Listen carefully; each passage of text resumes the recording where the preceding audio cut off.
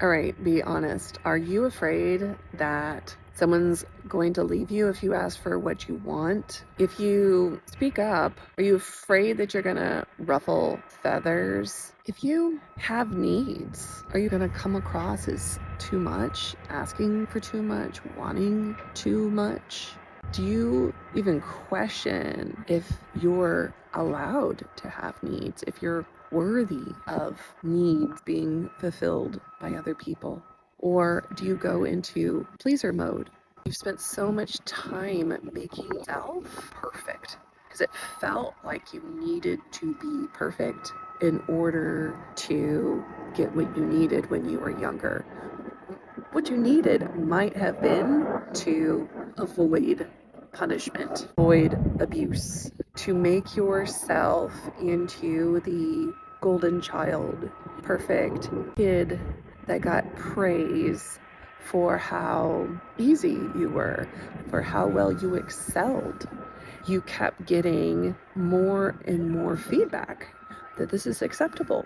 It's acceptable to have it all together, to not have needs, to be perfect. And this is how I get my needs met. This is how I get acceptance, love, approval, belonging is to be perfect. And a part of being perfect is not to rock the boat. I am independent. I'm self-sustainable. Look at me. I can do all of these things without having to bother my parents or bother my teachers or bother my partner or my friend. I'm the one that's supporting them and they need me. I get acknowledgement. I get praise for how strong I am, how supportive I am, how kind, how nice I am. Does this sound like you at all? You may have found that those strategies don't work for you all the time.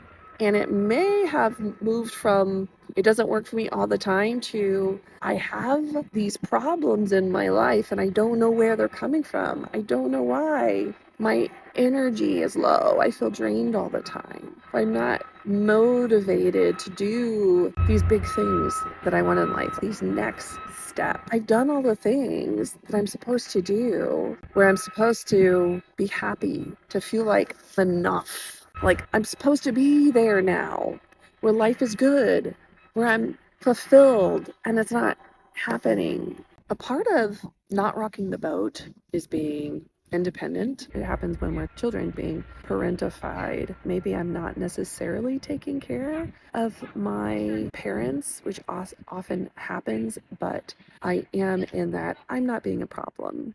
You might have had a sibling that had special needs or was a problem that just needed extra help, maybe went through something traumatic. And so you felt that they really needed the support more than you because you're good. You don't have problems. You're normal. You're strong. You can handle it. And so there's all kinds of reasons why you may have developed this pattern of people pleasing, but also being perfect, perhaps being the golden child, the person that doesn't really have any needs, did well in school. You pretty much tended to do well on your own without help from the adults in your life. And we can all do that for a period of time, but when it continues on, that's when we get into burnout.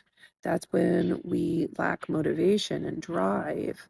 That's when we stop doing things that used to make us happy. And maybe we have full blown depression, or it's just not really depressed, but don't have a lot of joy and happiness in life. If you start looking deeper at your friendships, your partnerships, you might find that you're afraid to actually ask for what it is that you want. Because if you ask for a need to be met, that is going to be too much for them and they're not going to want to be with you anymore because you're not the cool girl that's go with the flow and not high maintenance. You're easy breezy, beautiful.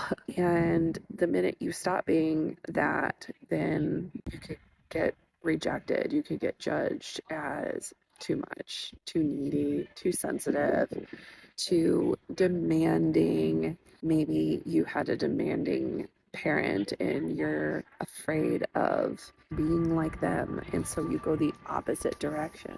But the problem with not having needs is that people then don't know how to show up for you. And if you are going to build meaningful connections, a good partner or friend, they're going to want to show up for you, to be supportive, to meet your needs, to be there during hard times. They're going to thrive on you both being open and vulnerable. And so if you're not allowing yourself to be that way, then you don't give your friends the opportunity to show up that way. You don't give your partner the opportunity to be there for you. And you don't give yourself the opportunity to test the strength of those relationships. Is this a good person? Are they going to be there when inevitably there's a time in your life when you really aren't going to be able to do it all by yourself? You will need support from other people at some point in your life. It's inevitable. Are those people going to be around if you get sick? Or if you're in a time of grieving? Or are you then going to find yourself really alone? And that's when things can get really bad. So test those relationships by knowing what it is that you value, what it is that you need, and asking for those things. It doesn't mean that these people in your life have to meet your needs, okay? Asking for what you want and someone not wanting to meet it doesn't mean that there's something inherently wrong with them or something lacking in the relationship. It doesn't mean rejection. You open up a dialogue to talk about this. And in that dialogue, you might find that, no, that's a no for the person. Or it could mean it's a no, and also this is what I am willing to do. This is how I do want to show up. There is an art to asking for what you want in a way that isn't demanding, that isn't blamey or shamey. Those are probably a lot of fears that you have that you may come across in those kinds of ways, but it's a practice and you got to start somewhere. When you get a magic wand, you don't know how to use it the first time. You might blow some things up, right? This is so imperative for you to have not only the relationships that you want, but also the mental health that you want, the happiness, the joy, the fulfillment. There has to be this self-expression energy. And through these dialogues with people around meeting each other's needs, about expectations, assumptions that we're making, it can tread a path forward or it can move us away from people. And that's not a bad thing. To move away before investing so much time that you're like, it's too late. I've already invested so much time. I may as well stay with this person. I may as well continue to be friends and just accept that this is the way life is. I may as well accept this job that's not paying me enough because I've been here long enough that I have seniority. I've been here long enough that other companies might not want me because I haven't been doing the game where I'm moving around different places. Whatever story that we tell ourselves, how about we go into the situations and relationships in our lives with fully being ourselves, knowing who we are, what we require, and allowing the right people to settle into that rather than shape shifting and molding ourselves to fit for someone else that doesn't work. And I realize this is tough for you, that you've attempted to do this before, that you've attempted to have a voice, either frozen or you've said the wrong thing and things escalated or you hurt feelings or it seemed like it pushed people away. And so you're like, I'm just not going to do it anymore. And I'm telling you, that is completely worth it. It is worth it to cultivate a life that you love and where you are loved and where you're not in a place of resentment because of your own people-pleasing tendencies. Let me give, let me be who you want or say what you want, and then later regret it.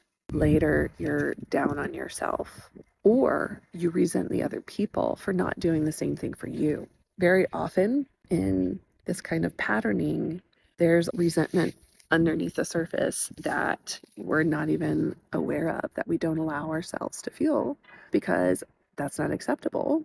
And we're the perfect golden child. And so we don't allow ourselves to feel that. So we might feel numb. Yeah, everything's just numb. There's not a lot that you feel the good or the bad.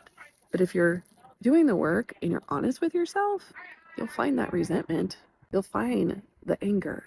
I see what needs to be done and I just show up and I just do it. But why doesn't my partner? Why don't my friends? Why don't my coworkers? Why am I doing everything and no one else is doing it? Why aren't they showing up the same way that I'm showing up for them? I want that. I have this need that wants to be met, but I just want them to know. I want them to attune to me and just know. And we all want that. That's not life. We train people how to treat us. We teach people how to engage with us. Think about it. If this is the way that you are behaving, then other people are adapting to that. If you're someone that has more requirements, more standards, that speaks up more, people are going to adapt to that. They're going to either accept that or they're going to move away. But you're going to find people in your life that are like, cool, I love that I know what to expect from you. This actually feels safer to me that I know where you're coming from, what you need, what you expect versus guessing, versus those expectations being hidden and coming through in these sneaky, even manipulative ways. You don't want to believe it, but it happens. When you can be open and honest and transparent, then you're an open book. People know what to expect. They know your boundaries, your limits, your wants, your desires, and it feels really good to not have to guess. And people that don't even care to guess, they won't. And you don't want those kinds of people in your life anyway that don't even care to guess, that are like, cool, she has very little need. She's just here to take care of me. Awesome. Awesome. I can just do my thing and she'll work around me. Cool. Perfect. Is that what you really want? Someone that allows you to make yourself small and cater to them? Something to think about. And if you're wanting to work on this and become a more authentic, open, honest, happy, vulnerable you, then feel free to reach out because it's a practice. You got to use that muscle. Learn skills and tools for communication, for relationships, for managing your energy and having more energy, for humaning.